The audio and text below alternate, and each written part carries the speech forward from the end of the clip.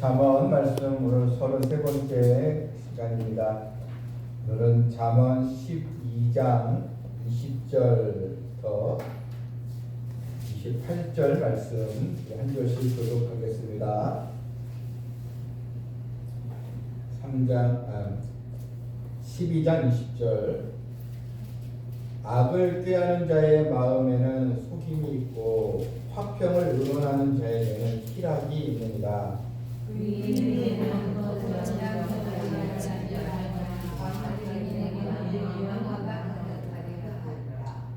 거짓 입술은 여호와께 미움을 받아도 진실하게 행하는 자는 그의 기뻐하심을 받느니라. 슬기로운 자는 지식을 주셔도 미련한 자의 마음이라는 것을 저성하라.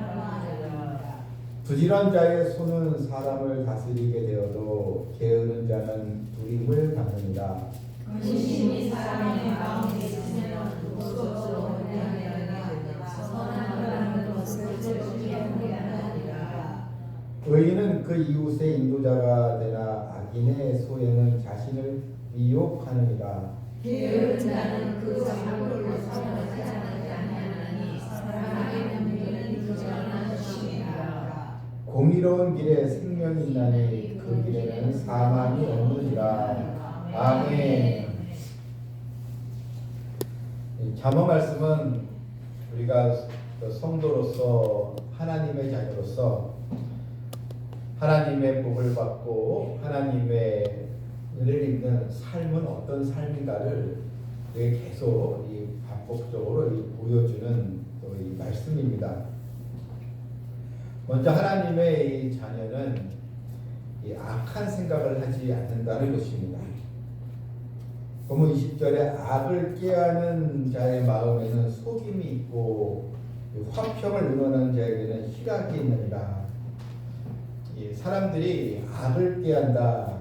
이제 악을 꾀한다는 이 말은 이제 뭔가 자신의 이런 이득을 위해서 남을 해치든지 사기를 치든지 뭔가 남을 끌어내리면서 뭔가 내가 이유를 얻기 위해서 이득을 얻기 위해서 나쁜 생각들 이걸 이제 악한 꾀 이런 뜻입니다. 악을 꾀하는 자의 마음 어쨌든 이 악한 마음 악한 생각이 들어오면 행동도 악하게 나오거든요.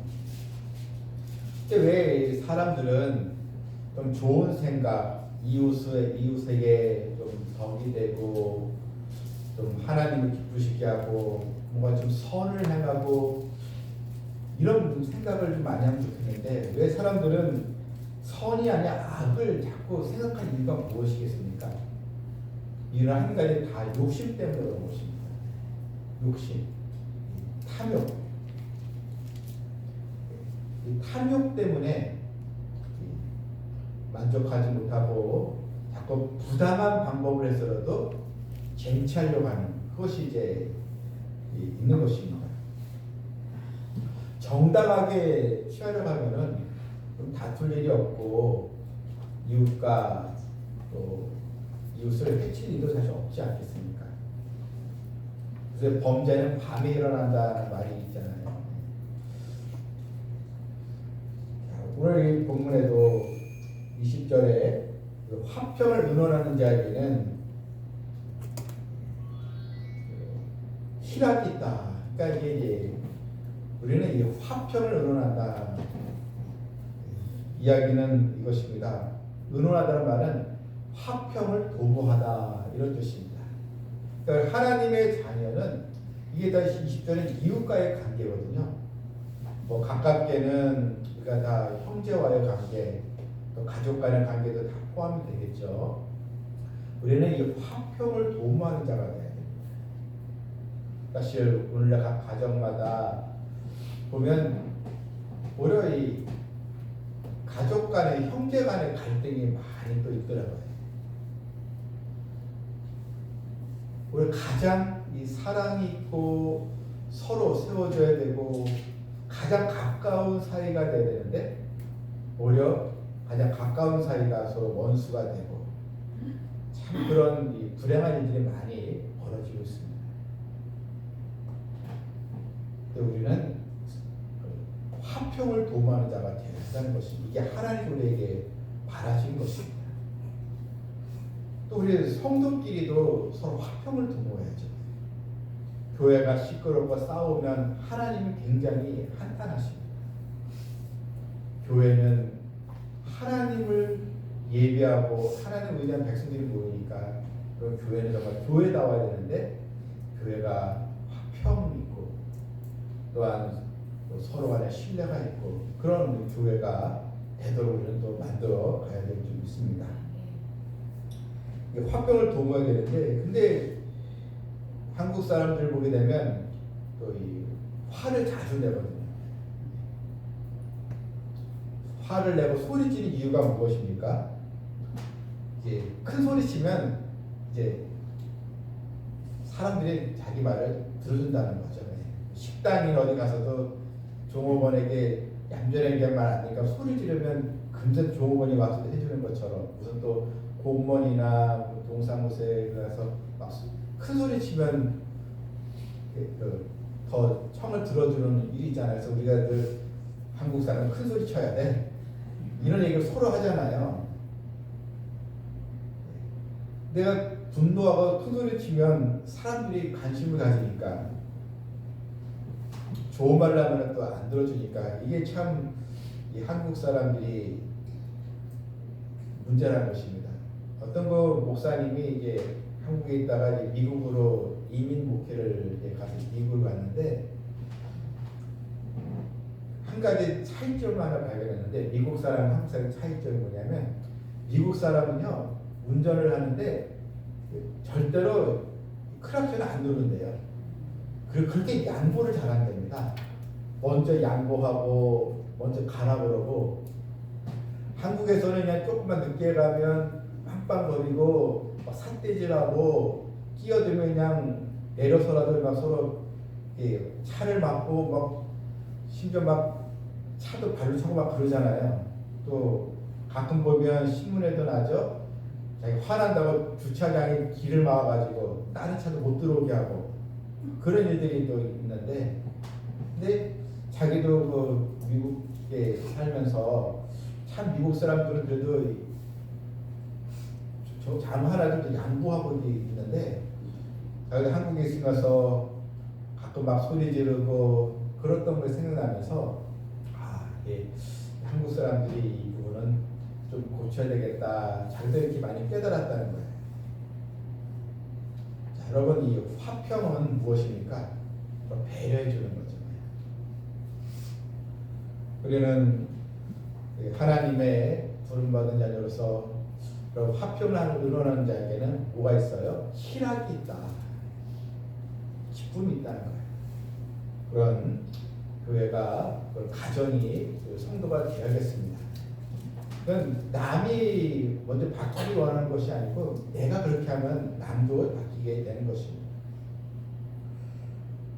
이 잠언 말씀은 참 한 절 한 절 각 구절마다 의미가 있어요.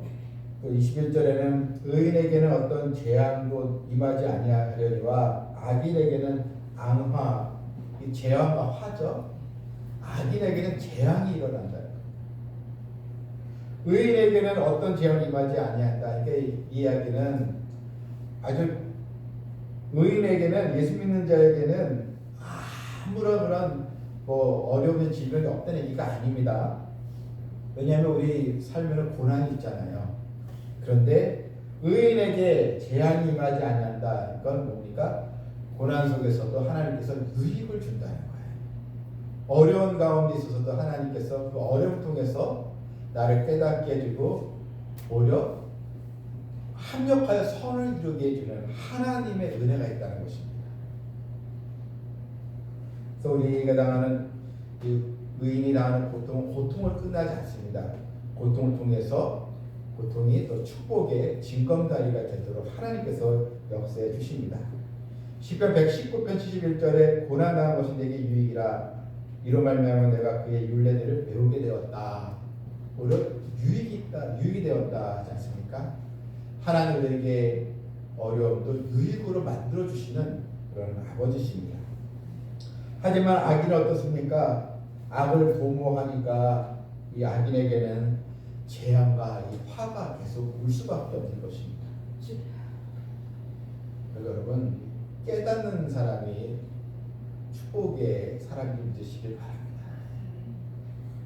특히 우리나라나 세계라는 마찬가지지만 독재자들이나 정치인들 다 자기가 잘못 없대요. 자기가 잘못했다가 사람 한 사람 못 봤어요. 그러니까 이게 결국은 재앙이 자기에게 오지 않겠습니까? 마지막에 우리는 오늘 하나님의 말씀 통해서 정말 진실하고 주의 영광을 도모하는 도가 되겠습니다. 또 하나님을 싫어하시는 것 중에 하나가 거짓말이에요. 거짓 입술. 22절에도 거짓 입술이 여호와께 미움을 받아도 거짓 입술. 여러분 이 사실과 진실이 좀 다릅니다. 우리는 진실한 사람이 돼야지 사실만 해서는 안 돼요. 사실과 진실의 차이가 뭔지 아세요? 사실은 진짜 사실인데 그걸 막 터뜨리면서 그리고 퍼뜨리면서 남에게 유익이 되지 않게 해요. 당신 예전에 이런 나쁜 짓 했지? 그 사실인데 그걸 이제 보담하지 못하는 거죠. 진실은 무엇입니까? 진실은 물론 그 사람이 잘못했지만 그것이 사실이지만 그 사람에게 유익이 되도록 내가 기도해주고 감싸주고 사랑으로 관계 맺는 것, 이게 이제 진실이거든요. 하나님은 이 거짓 입술을 싫어하십니다. 근데 반대로 사탄은 진실을 싫어하죠. 자꾸 거짓으로 유혹하죠. 예수님은 마귀는 거짓의 아비라 했어요. 우리가 한 가지 거짓말을 하면 또 거짓말을 또 해야 되고 계속 이렇게 확산이 될 수밖에 없습니다. 에덴 동산에서도 마귀는 뱀은 하와에게 하나님 너에게 저 열매를 먹으면 죽는다고 말씀하셨는데 절대 그렇지 않다. 자꾸 이게 거짓으로 결국 유혹하지 않습니까? 우리는 거짓이 아닌 하나님 앞에 진실로 우리가 모든 것이 하나님의 그런 더 섭리 아래 있도록 우리가 하나님 앞에 바른 믿음으로 서 있어야겠습니다. 그냥 남의 비밀을 폭로하고 마음의 악을 말하는 이런 사실이 아니고 또 상대를 찌르는 그런 무익한 그 사실이 아니고 이제 하나님의 우리가 죄를 용서받은 자녀로서 서로 간에 하나님의 사랑과 신뢰가 있는 그런 삶으로 나가야 될 줄 믿습니다. 또한 하나님을 믿는 백성은 슬기롭고 또 슬기로운 자가 되어야 되는데 23절에 슬기로운 자는 지식을 감추어도 미련한 자의 마음을 미련한 것을 전파하노라. 그렇죠? 슬기로운 자는 지식을 감춘다. 이 감춘다는 말은 이제 남의 허물에 대해서 이렇게 들춰내지 않는다. 이런 뜻이고요.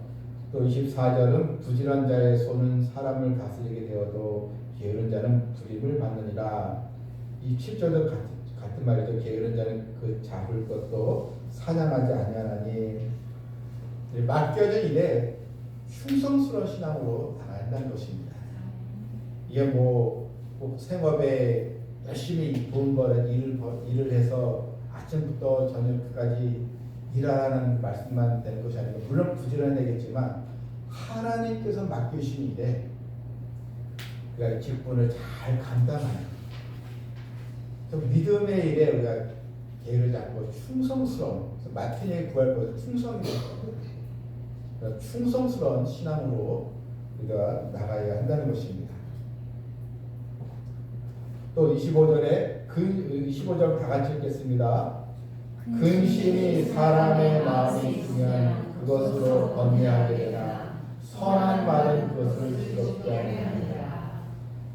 여러분 근심이 사람의 마음에 있으면 그것을 번뇌하게 하나. 그러니까 무슨 얘기냐면 상대방에게 자꾸 걱정과 근심을 끼쳐드리는 그런 이야기를 하지 말고 선한 말, 축복의 말, 격려의 말로 그 상대방을 잘 배려해 주라는 것입니다. 자꾸 아픈 것을 찌르는 근심을 자꾸 생산하게 되는 말이 아니고 선한 말. 그래서 우리가 이 하나님의 그 자녀로서 덕을 세우고 또 어려운 사람에게 용기를 주고 격려를 주는 그런 성도가 되어야겠습니다. 이 마지막 절을 보시면 이렇게 나오죠. 또 공의로운 길에 생명이 나니 그 길에는 사망이 없느니라. 이게 이제 잠언 12장의 결론적인 말입니다. 공의로운 길, 의로운 길에는 생명이 있습니다. 그런데 그 길에는 사망이 없다. 의인의 길은 생명의 길입니다. 의인의 길은 단순히 착하게 사는 길을 얘기하는 것이 아닙니다. 하나님을 믿지 않고 착하게 사는 거 그냥 그 단대에 끝나는 것입니다. 사망을 피할 수 없습니다. 그런데 의인의 길, 믿음의 길, 주를 의지하고 하나님을 경외 믿음의 길은 사망이 없습니다. 그냥 단순히 좋은 일하고 착하게만 살다가 사망에 걸리는 것이 아니고 그냥 믿음으로 살다가 사망을 이기는 생명을 얻는 성도들이 되어야겠습니다. 성도는 자신이 하나님의 부름받은 백성임을 잊지 말아야겠습니다. 그는 주님의 빛과 소금의 역할을 더 잘 감당해서 때로는 고난 중에도 고난 속에 유익 없이 하나님을 바라보면서 하나님의 은혜 아래 늘 거하는 성도 되기를 주님의 이름으로 축원합니다. 아멘. 하나님 아버지, 의인의 삶에 대해서 우리가 계속 듣고 있습니다. 잠언 말씀 통해서 이 지혜의 말씀이 우리 삶을 인도하도록 저희들 말씀에 반응을 보이게 해주시고 깨닫는 은총을 주시옵소서. 예수님의 이름으로 기도하옵나이다. 아멘.